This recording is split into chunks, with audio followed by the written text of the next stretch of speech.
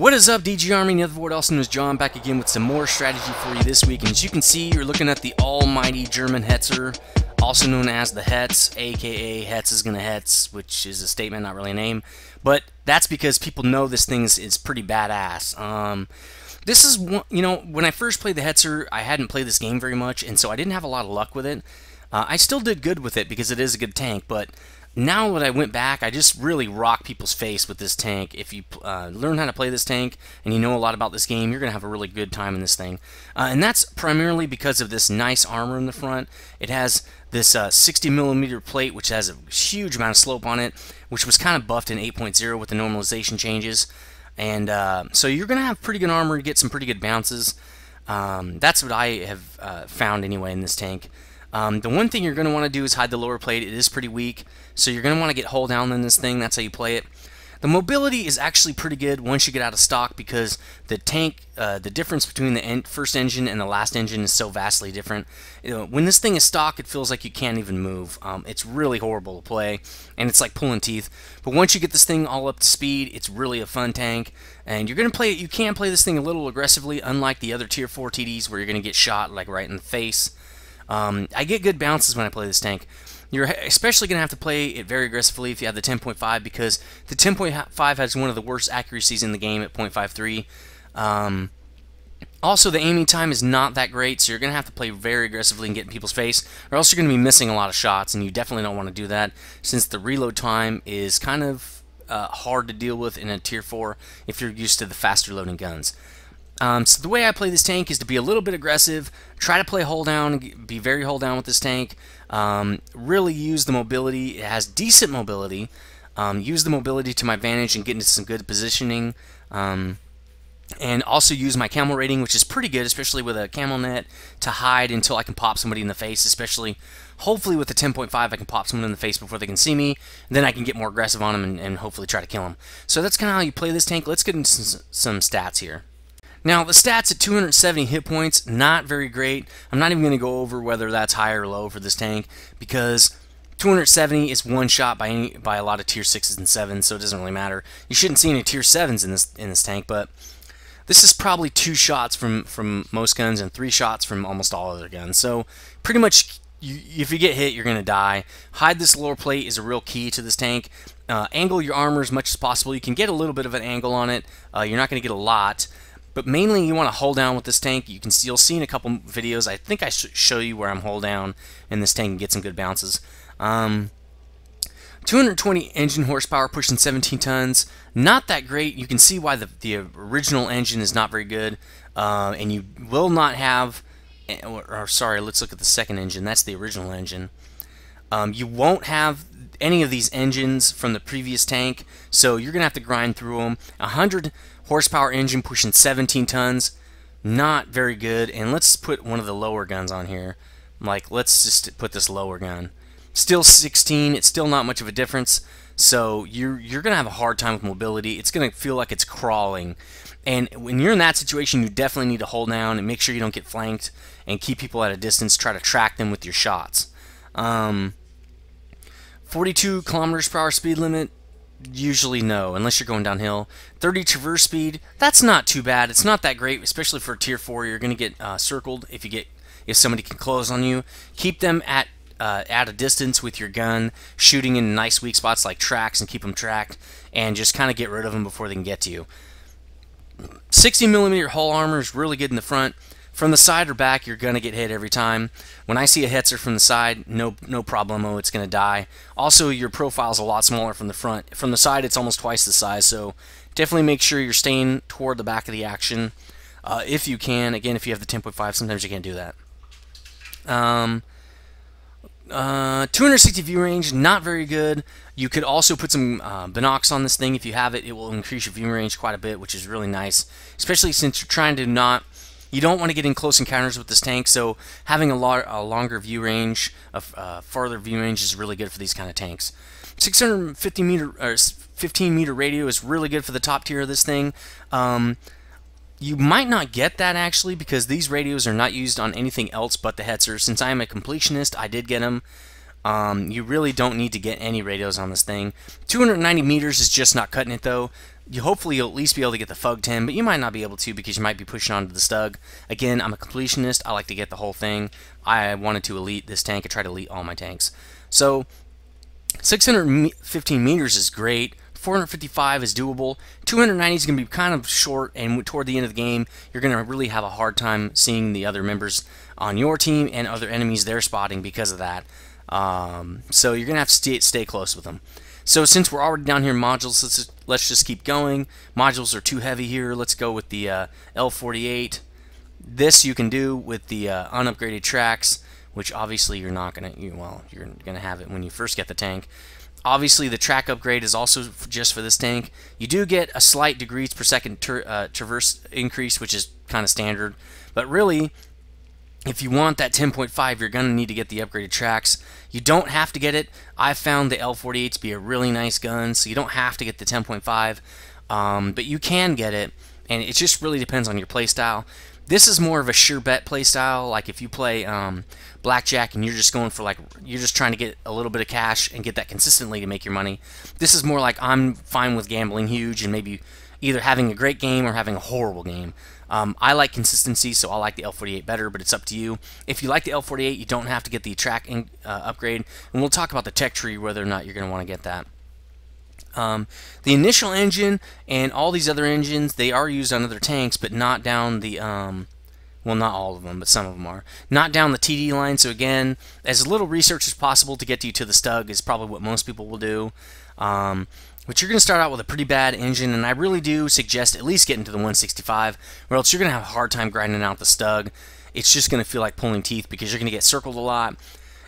People are going to close in on you very fast, and you're going to have a hard time getting to the action. Think of the AMX-40, how slow that tank is, and how it was so hard just to get to the action. And that's what it's like to have these 100 and 120 horsepower engines. 165 is not too bad, but the 220 is just, you'll notice the difference. When you go from 10 to 1 power to weight ratio to, what is that?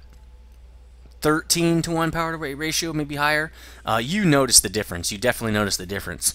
So the gun, again, you're going to start out with, you're going to start out with this L43, and it is not very good at, well, it's 103 pen, 110 damage, not too bad. The 103 pen is going to be fine. On a tier 4, it's actually pretty good. When you upgrade to the 110, that's a lot better, the L48 here. The rounds per minute is the same. There's not really a huge increase, but it's any increase is great to have. Again, we'll see the tech tree in a second, but you probably in this tank want to shoot straight for the Stug and just get enough modules to get you through. You don't want to spend a lot of time on this tank line, the research, unless you're doing it completionist style like I am. The 10.5 will require the tracks, so that's another thing to take into consideration. But again, see, it opens it on these other tanks. If you like the 10.5, I don't think these kind of guns are good for these longer range TDs because you have to be in people's faces to use these HE guns. And for tank, well, this tank you can kind of get away from with it. The Stug, the armor's not that great. You're not going to want a tank where you're going to have to be in people's face. You want a tank where you can sit way in the back and be an invisi tank, and where people can't see you, but you can keep popping them in the face. So I think that's a much better gun than this 10.5. But whatever, again, your play style may vary, and you might like this 10.5. So we've done all the initial things. Let's try to do some research tree. Hold on a second here. So here's the Hetzer's tech tree, and as you can see, obviously this is the default line, and you're not going to have any of these modules from the Martyr. None of it is repeated. So you're going to start out with a stock tank. I recommend saving some free XP when you're in a stock tank to get some of the modules quickly and at least make the tank livable while you're playing it. And again, only the guns will move up with you, so you can spend time getting these guns, and that's no big deal. See how it goes up to the Stug 3 and stuff? You probably will want to do that, definitely unlock these guns. So I would definitely go for the L48 first, above all other things. If all you're trying to do is get through this tank, get the L48, and actually you didn't even have to do that because the initial gun is a lot like the L48 anyway. I would probably get it just because it's on the Stug. So you probably, well, let's look at what the Stug starts off with. It might start, yeah, see, L43. So you're going to start off with the same gun. Now, See, if you get it on the Hetz, you already unlock one thing to help you get that L70 even faster. So I would definitely get it on the Hetz. Get this L48. If you don't want anything else, just go straight for the Stug. If you're looking to drive this tank for a while or maybe keep it, I would probably go up the engine line and get all the engines. After that, I would get the second, because it's so cheap. Look at how cheap that is. I'd probably get the second radio to make sure that you can radio around to people. And then after that, I get tracks. And then after that, I would get the L28 and then the big, nice radio. And that's how I do the check tree. And let's get back to my garage. So we're back from research, and I don't, again, get equipment until Tier 7, except for the camouflage net. They're so cheap. On equipment weekends where they're half off, just buy a bunch of camo nets. They're only 50,000 a piece, and just keep them in your depot. I always throw them on all my TDs. All my TDs have camo nets. If I was going to get more equipment, I would definitely just get the vent and the rammer. It's kind of a no-brainer, especially if you have the 10.5, because 10% reload time off of a longer reload is just a lot better than 10% time off a shorter reload. If you were trying to get a second shot off, it's going to make much more of a difference than this 15.38 rounds per minute gun. So that's what I would get. I would also get probably binocs. Not so much the camo net, because you're going to want to get that view range up as high as you can if you're trying to snipe, as far as I'm concerned.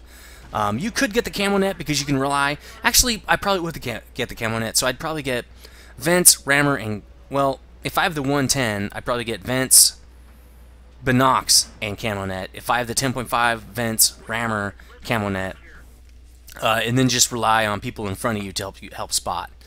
As far as consumables, if you have the 10.5, all HE, that's kind of a no-brainer. If you have the 110, again, 4 HE, I don't have it loaded right now, but 4 HE, the rest AP, that's also kind of my standard. For consumables, I don't put any consumables on until Tier 5. I would go with repair kit. Also for Tier 6, Tier 7, I get everything. But on Stug, I mean on a Hetz, it's not worth the 3,000 credit cost to use a repair kit, I don't think.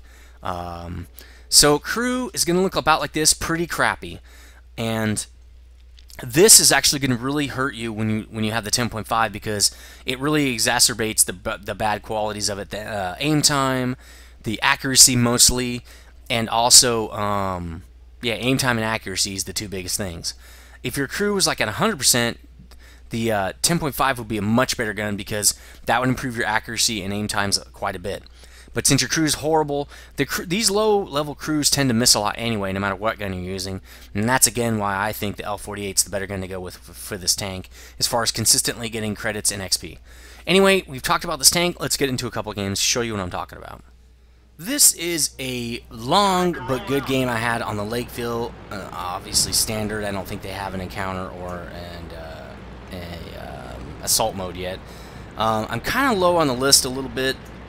Not platooning with anybody. This is a Tier 5 game, so it's not that bad. I did have the L48 on this tank at this time. If you've been a fan of my channel for a while, that looks familiar. Every time I'm on this map and I spawn on the north, which is not, or the south, which is not very often, I drive over that that little outhouse or whatever it is. Usually I spawn on the north side. So anyway, let's speed this up because this is a very, very, very long game. And this is almost always the way I go when I go this direction. I go all the way in the back and try to flank city here. So we got a PZ3 here and a PZ4. PZ4 used to be a badass tank. Now it's just pretty average. Don't really fear it or anything.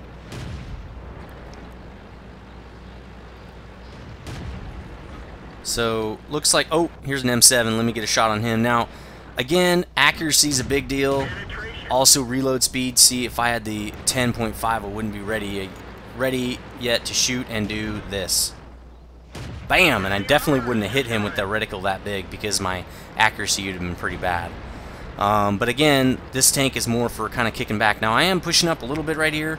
I'm trying to protect this flank. You can go up against KVs, especially on the side like this. I wouldn't go head-to-head with a KV, but I knew, again, I pinned him, but I also tracked him. That was the whole point, to make him sit here. Tried to go through the side of the turret there. I was just trying to do some little bit of just kind of checking how well this gun does pin the KV-1's turret right there. Didn't really expect to pin. Behind the turret right there is a great spot to shoot. Again, The guy behind you is the biggest priority. As long as people aren't going to be shooting at your butt, take him out. T82, great little tank, especially with the big derp. Oh, he's dead. Not many hit points. Here's another Hetz. Again, let's fast forward a little. This is a really long game, so...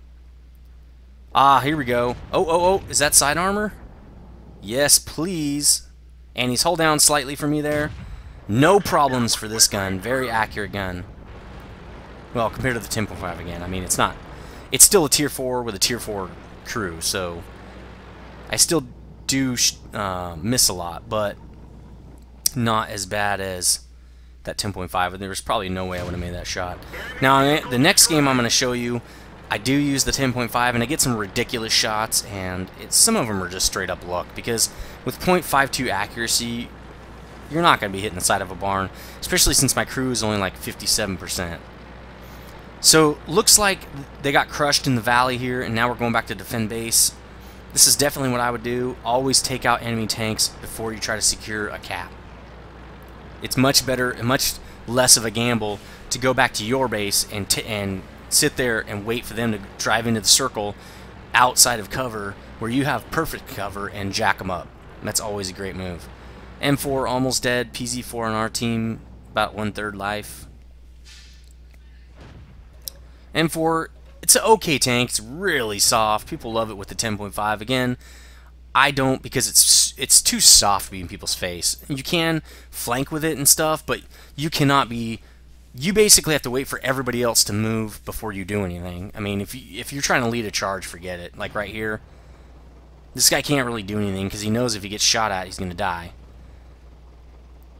M10 taking out PZ4. Looks like the KV4 has 4 kills, which is really not unheard of. KV1 still, now I think because of PZ4 being nerfed, is the best tier 5 again. The Stug is good, but the Stug, basically what I mean by that is you can drive the KV1 like a crazy dumb noob and you'll still have a great game because it's got good armor, it's got a good gun, it's not super slow. It'll get the job done. It's very versatile, and you can make mistakes in it and it's not that big of a deal. Like this guy's sitting right out in the open. I don't know why he's doing that. If you're in an M4 or a PZ4, you're not sitting out in the open. Only KV1 drivers do this because they get so many crazy bounces. They can. And that's the reason I say. Now here I'm hold down right here, shooting him right in that top plate where the driver sits, going right through. That's a really nice soft spot for the KV1, and he's dead. Again, I'm pretty much hold down right here. Now the Matilda is much more armored, and this is what some people are saying about, they're kind of PO'd about the Matilda Black Prince having worse armor and also being slower, which doesn't make any sense. How could something be this pretty much, well, I guess the turret is heavier, but again, the turret has worse armor, so how does it have worse armor but it's heavier? Again, many things that don't make sense. But anyway, shooting right in the flat part of that turret right there, but not the mantlet. Okay, that's the key. You can shoot a flat part of the turret, but you cannot shoot the mantlet. That's the area that surrounds the gun. Usually you can see the plate. The plate that's connecting to the gun is usually the mantlet. So Matilda's backing up. He knows he's getting jacked. T14, pretty good gold tank. Kind of soft, but really nice reload rate. And decent pen. I think it's like 100 or 110. So Matilda really giving up his ground now. That was not a very good idea because now he's out in the open and he can't hide. And bam! He's dead. 4 kills. Now, that T14 is pretty jacked up. We only have to kill one more tank. We have 3 tanks. This seems like an obvious derp to me. I'm going to fast forward a tiny bit because, again, this is a pretty long game and nothing really happens right here. Now, I'm thinking, okay, I'm going to go cap. Let's go cap. And then, Grill, you stay back and defend our base because... Oh, he just got taken out. Now, he could have defended our base, but now that M10's pretty much... We know where he is. It's time to go take him out. Now, the T14 needs to wait for me, since that M110 could one-shot him. Not that likely, because he has a 110 damage gun, probably, but it's likely that he could. Now, we should win this game, because we have 2 tanks, I'm not even half dead, and he's got 147 hit points as well. and the M10 has really bad armor. Now, the T14 doesn't wait and gets out there and gets jacked up. He should have let me go out there because I actually have better armor than he does. So let's see what I can do to this guy. He's on the very edge of the cap here. And I can't get over the top, but he can see down on me. This is really bad. So just not good enough. The gun is a little too low in this tank, but the top part of my hull is poking up. And I don't know where he is. He's just waiting. I'll wait too. If he's not going to cap, well, I'm not going to chase him. So I just sit here and wait. Again, I wait, and I wait, and I wait, and I wait, and I wait. He's trying to wait. Okay, now he's getting more aggressive, which is a good move. I can't shoot him, and he can shoot me all day. Now, I'm one shot from death, and he's got full health. He should just rush right in here and kill me. See how I zoom in and I can't see over the top? Trying to get angled so I can. He gets the drop on me because I don't know how he... See, I don't know how that can happen. That he can shoot me in the top, but I can't shoot him. I guess he angled over, and maybe he dropped his shell over the top. I'm not really sure. I guess my gun is a lot lower than his as far as where he's angled. So anyway, we lost that. Really derp game there. With 3 tanks left, we should have taken that guy out no problem. The SU-26 should have hidden instead of driving up the middle like that. That was kind of dumb. Anyway, let's get another game. So here's a game I had on Arctic region. Again, it's a tier 5 game. I'm pretty low on the list. The only difference is I have the 10.5 this time. Now, since I have the 10.5, I'm going to put myself in a position not to hide, but to be in someone's face when I shoot my gun, because this gun has no accuracy. You need to be in people's face when you shoot it. You still also need to aim for a weak spot, because what you want to do is get that shell through their armor to do the entire 410 damage. With only 53 pen, it means you need to pick out weak spots or shoot people in the sides and butts, okay? Don't just randomly shoot because it's an HE round, because if you hit a very armored part of the tank, the HE is not going to do a lot of damage. So the way the HE works is, you take the HE shell and cut the damage in half. So in this case, it would be 205. So after that, you basically subtract the armor value where you hit times 1/3. So if it's 100 millimeters of armor, let's say, times by 1.3, that's 130 armor. So if I hit an area that has 100 armor, my shell will do 205 damage minus 130. So about, what is that? 205. It's about 65 damage. That's horrible. I really should probably just get the 110 pen gun and just take my chances with that. Now, the reason why that sucks is because with the big gun like this, you're not going to hit exactly where you shoot. There's a lot of chances for you to not get that much damage because your shell does not hit where you're aiming. If you're trying to aim for little tiny weak spots, having a bad accuracy gun is not going to help you at all. See? 47 damage on a 410 damage shell.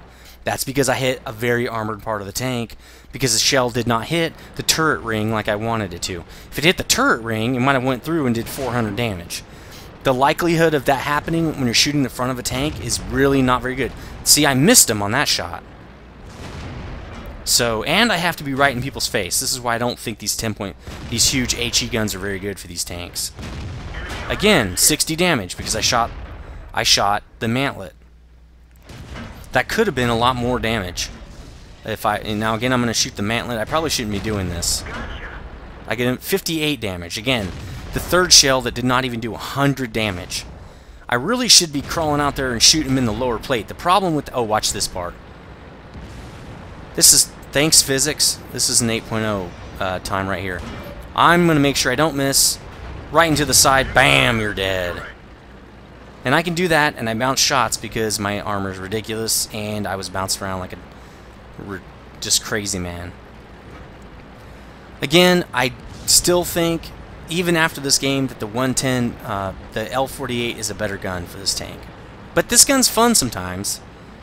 Just don't count on it to really help out much.